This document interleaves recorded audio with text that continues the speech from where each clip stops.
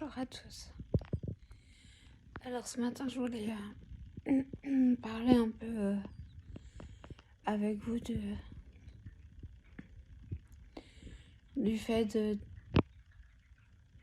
du physique, en fait, de l'importance du physique et de l'importance de se préserver au maximum, même quand on se sent mieux,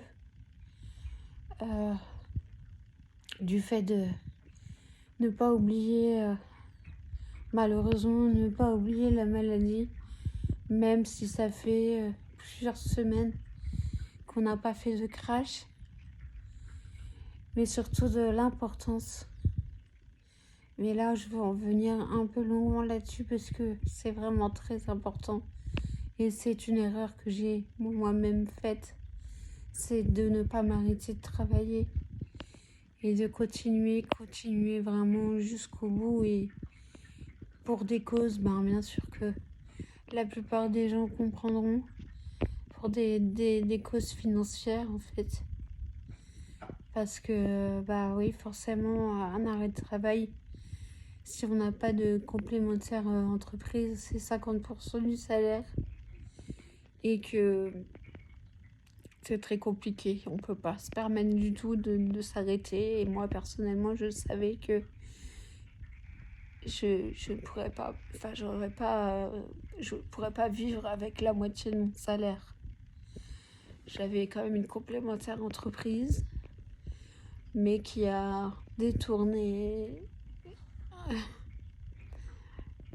Là, c'est une assurance, malheureusement, mais qui a détourné complètement le problème pour arriver à dire qu'il ne me devait rien. Mais bon, à la base, j'avais un complément de salaire. Alors ça, c'est pareil, il faut quand même vous renseigner auprès de votre entreprise. Savoir si vous avez pas une couverture là-dessus. Parce que moi, je sais que pendant 2 ans, on m'a dit... Non, 1 an...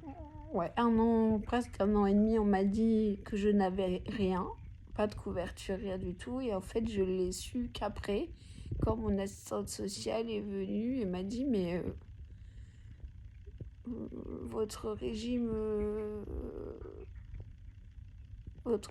au sein de votre employeur vous donne droit à un complément de salaire.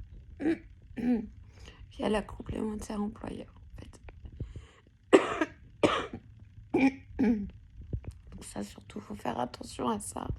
Mais malgré que mon employeur me disait que j'y avais pas droit, parce qu'il avait contacté le comptable plusieurs fois, etc., etc., le comptable disait que pareil, que j'y avais pas droit.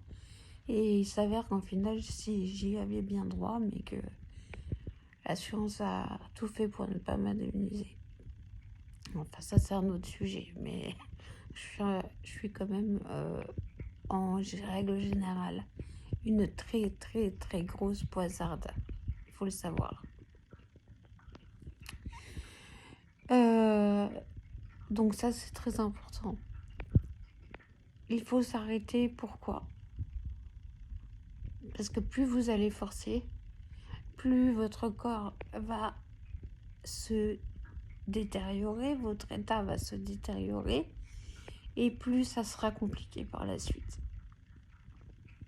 Plus vous avez de risques de vous retrouver dans la sévérité de la maladie.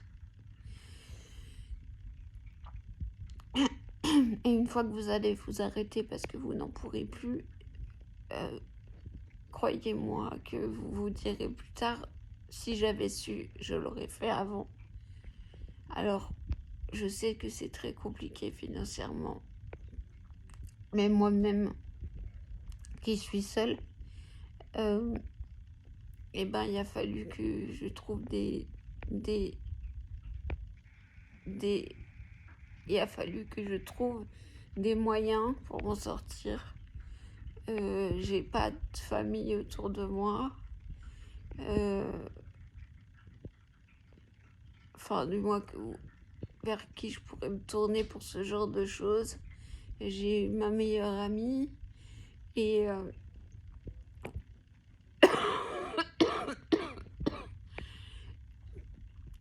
il y a un très très bon ami aussi qui m'a aidée. Et mon frère. qui vit en Australie et qui a dû m'aider aussi pendant quelques mois parce que franchement, j'y arrivais pas du tout. Je vivais sous le seuil de pauvreté, même sous le seuil du RSA parce que, encore une fois, le pas de bol, c'est que mon fils est apprenti et que ses revenus étaient considérés comme ses revenus du foyer. Voilà. Par la CAF. Donc ces revenus plus mes 50% de mon mi-temps faisait que j'étais au-dessus du seuil, alors que ces revenus, c'est ses revenus, c'est pas les miens. Mais bon, la loi est ainsi faite, sachez-le. Du coup, j'étais obligée de vivre clairement au crochet des autres parce que sinon je me serais retrouvée à la rue. Donc je sais que c'est un très très gros souci, que c'est clairement pas normal du tout, que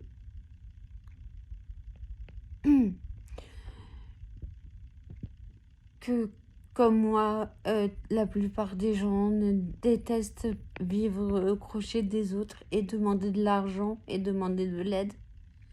Parce que les histoires d'argent, on sait que voilà, on aime aussi que se débrouiller seul et arriver à s'en sortir seul. Mais clairement, il y a des moments où on n'a vraiment pas le choix. Et moi, pour le coup, j'avais vraiment pas le choix. Sinon, comme je vous dis, je me serais retrouvée à la rue avec mes enfants. Parce que je gagnais moins que le loyer. Donc déjà, rien que ça. Et voilà, malgré que j'ai travaillé toute ma vie. Donc, comme quoi, il faut pas tomber malade. Mais il est important de s'arrêter. Il est important de demander un mi-temps thérapeutique. Il est important de prendre conscience que qu'on rigole pas en fait avec cette maladie. Je tremble beaucoup. On rigole pas avec cette maladie. C'est une maladie qui est vicieuse, le Covid long en lui-même, on le connaît pas ou quasiment pas. Il y a des symptômes qui sont vraiment hors du commun et énormément nombreux. Et l'encéphalomyélite est une maladie qui demande beaucoup de rigueur, beaucoup de prise sur soi, de remise en question, voilà, il faut savoir que, par exemple, si vous vous sentez capable de vous lever et que vous allez vous lever et que vous allez continuer à garder le rythme que vous aviez avant la maladie, que vous vous dites qu'il faut le faire, que c'est plus important que tout, qu'il faut que vous culpabilisez parce que vous avez plus ce rythme et que vous n'en faites plus autant qu'avant et que vous persistez à vouloir vous lever et voilà, vous n'arriverez pas à vous en sortir, ou du moins vous allez réduire la durée de votre... J'ai beaucoup de mal à trouver mes mots, énormément. La durée de votre rémission. Voilà. Et il faut se faire une raison. Il faut prendre énormément sur soi et se dire que il est bon de se stopper pour notre futur. Voilà. Très, très, très important. S'écouter. S'écouter, vraiment. Et c'est très compliqué. C'est vraiment très compliqué c'est vraiment un gros travail sur soi à faire. Aller contre nature, en fait. Mais c'est plus que primordial. Voilà. Je vous remercie. Je vous laisse parce que je tremble énormément et j'ai du mal à trouver mes mots. Et je m'écoute.